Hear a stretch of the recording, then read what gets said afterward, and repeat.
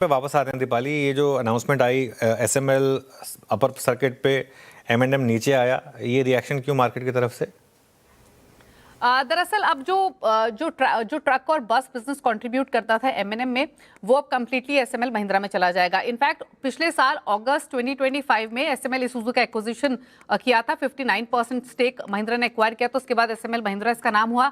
अब जो दोनों ही कंपनियों के जो ट्रक और बिजनेस सेगमेंट थे वो अलग अलग काम कर रहे थे। एसएमएल इसूजू का एसएमएल महिंद्रा के अंडर, और महिंद्रा के अंदर जो पहले से ट्रक और बस का बिजनेस था वो अब कंपनी ने इसको पूरी तरीके से कंसोलिडेट करके एसएमएल महिंद्रा में ट्रांसफर कर दिया है। 525 करोड़ की जो कॉस्ट है, शायद वो इसको कम आकी जा रही है, जिसकी वजह से रिएक्शन आ रहा है, क्योंकि FY26 के एंड तक भी अराउंड 500 करोड़ की कॉस्ट मानी जा रही थी, तो शायद कॉस्ट की वजह से रिएक्शन आता हुआ दिखाई दिया। प्लस एमएनएम से अब जो पूरा ट्रक और बस का कारोबार है वो सीधे एसएमएल महिंद्रा में शिफ्ट हो जाएगा। लगभग 3000 करोड़ के आसपास का कंट्रीब्यूशन इस बिजनेस का एमएनएम की ओवरऑल रेवेन्यूज में, टोटल इनकम फ्रॉम ऑपरेशंस में रहता है, तो इस वजह से ये रिएक्शन आते हुए दिखाई दिया है। इंपॉर्टेंट ये है कि महिंद्रा की अब कोशिश है कि जो पूरा कमर्शियल व्हीकल कारोबार है वो एक एंटिटी के अंडर आ जाए, और इस बिजनेस को फर्दर एनहांस करने की पूरी प्लानिंग कर रही है। क्योंकि आप कमर्शियल व्हीकल स्पेस में देखेंगे तो लीडर है टाटा मोटर्स सीवी, 37-38% के आसपास का मार्केट शेयर है। अशोक लेलैंड का 18%, वोल्वो आयशर कमर्शियल व्हीकल,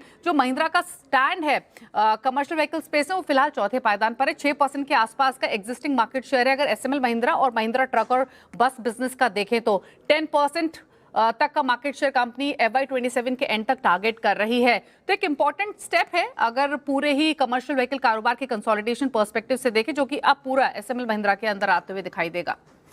चलिए, तो हम ये स्ट्रक्चरिंग पे बात कर रहे थे। बहरहाल अब चलते हैं नूपुर के